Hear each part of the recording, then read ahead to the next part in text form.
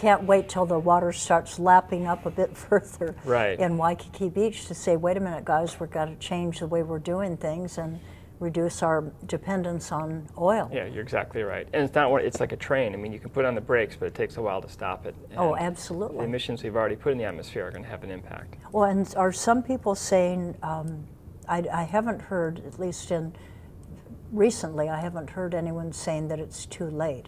I've heard that it's serious, very serious, but yet there's time to reverse the way that our countries are doing things. Mm-hmm.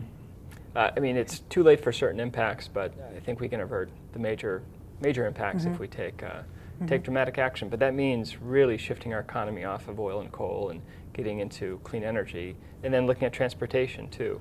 And Hawaii's kind of the elephant in the room is air travel, and how do we wrestle with that issue? You know, there aren't any ready substitutes for jet fuel. There's some good research going on, but we are so dependent on every plane landing with tourists and us traveling to the mainland. So how do we solve that?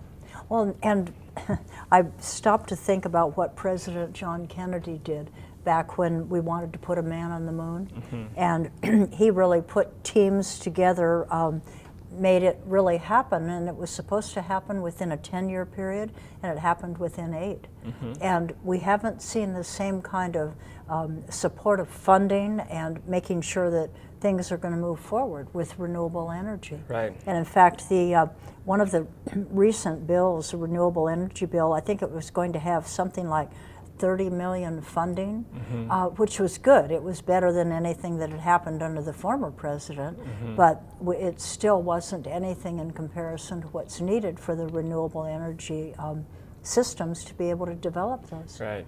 And that, I go back to wave energy again, that it's an emerging industry which is emerging in spite of government and with really a lack of very much government support, except in certain places. Scotland, where they really have, they've done a lot of development and put a lot of government money into it, and there's even an island with 3,500 people on it that is totally powered by wave energy, by wave gen.